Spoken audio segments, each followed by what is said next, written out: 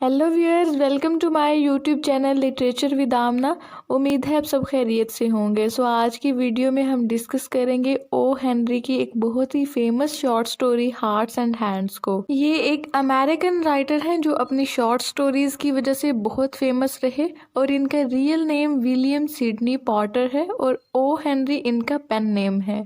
तो चलिए story start करते हैं। ये 1902 में लिखी गई और इस स्टोरी में बहुत सारे ट्विस्ट हैं और ख़ासकर ये अपनी एंडिंग की वजह से बहुत मशहूर हुई, जिसमें एक तरह का सरप्राइज होता है। व्यूअर्स, कहानी स्टार्ट होती है एक रेलवे स्टेशन ननवीर में रुकी हुई एक ट्रेन से जिसका नाम B&M एक्सप्रेस है, जहां बहुत ही खूबसूरत नौजवान खातून बैठी है जो वेल ड्रेस्ड है और बहुत ही एलिगेंट नजर आ रही है। और इसका नाम मिस फेयर चाइल्ड है जो सफ़र के असूल जानती है और एक एक्सपीरियंस ट्रैवलर है। और जल्द ही मिस फेयर चाइल्ड के सामने वाली सीट पर दो नौजवान आकर बैठते हैं। उनमें से एक बहुत ही हैंडसम, सूटेड बूटेड और बोल्ड मैनर वाला आदमी होता है, जबकि दूसरा रफली ड्रेस्ड, बड़बड़ाया हुआ और उदास चेहरे के साथ होता है। ये दोनों उस लेडी के सामने बैठे होते हैं। मिस फेयर चाइल्ड उस यंग और हैंडसम मैन को देखकर मुस्कुराती है और उसे मिस्टर ईस्टन के नाम से पहचान लेती है, जो कि उसका एक पुराना दोस्त है। और इसके साथ दूसरा आदमी जिसको सेकंड पर्सन के तौर पर मेंशन किया गया है, इन दोनों ने एक साथ हथकड़ी लगाई होती है, यानी एक के लेफ्ट हैंड पर और दूसरे के राइट हैंड पर। फिर तब ही मिस फेयर चाइल्ड अपना ग्लव्स वाला हैंड मिस्टर ईस्टन की तरफ बढ़ाती है और पूरी गर्मजोशी और कॉन्फिडेंस से बोलती है, ठीक है मिस्टर ईस्टन, अगर आप मुझे पहले बोलने पर मजबूर करेंगे तो मेरा ख्याल है मुझे ज़रूर बोलना चाहिए। जब आप वेस्ट में मिलते हैं तो क्या आप अपने पुराने दोस्तों को नहीं पहचानते?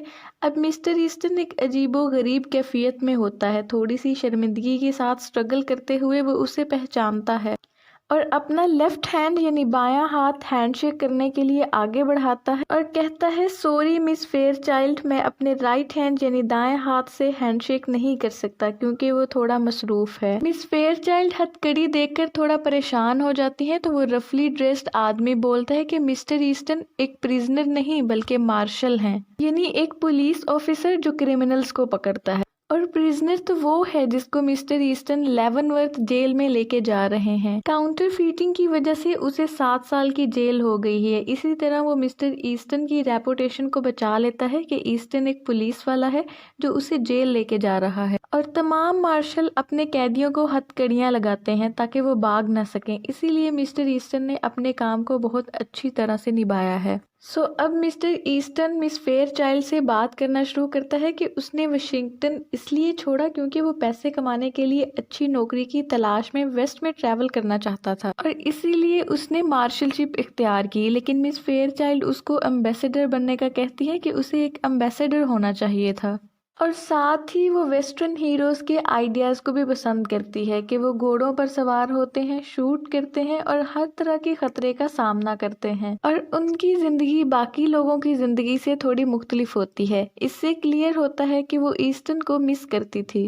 व्यूअर्स, अब वो उदास नज़र आने वाला आदमी जिसको लेवनवर्थ जेल में ले जाया जा रहा था, वो दरख्वास्त करता है कि उसे सिगरेट पीना है और उसे ट्रेन के स्मोकिंग कैरिज में ले जाया जाए। मिस्टर ईस्टन इस रिक्वेस्ट को कबूल कर लेते हैं और वो दोनों वहां से जाने के लिए उठ खड़े होते हैं। मिस फेयरचाइल्ड एक बार फिर ये विश जाहिर करती है कि मिस्टर ईस्टन उसके साथ ईस्ट का सफर जरूर करें, लेकिन वो कहता है कि अब उसे लेवनवर्थ जाना है। व्यूअर्स, अब आखिर में स्टोरी इस जगह ट्विस्ट लेती है और हमें सच्चाई का पता चलता है। ट्रेन के इस हिस्से में दो लोग और भी बैठे होते हैं जो इस सारे वाक़े को नोट कर रहे हैं और सारी गुफ्तगू सुन रहे थे।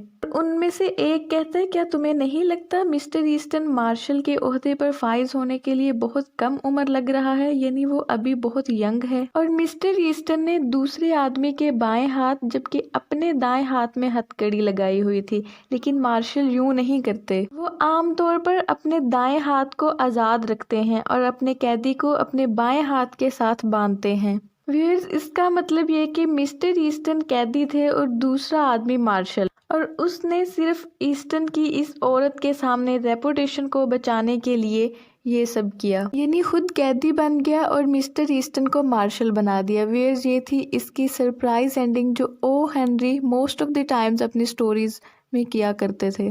सो उम्मीद करती हूँ आपको ये वीडियो अच्छी लगी होगी। Thank you so much for watching.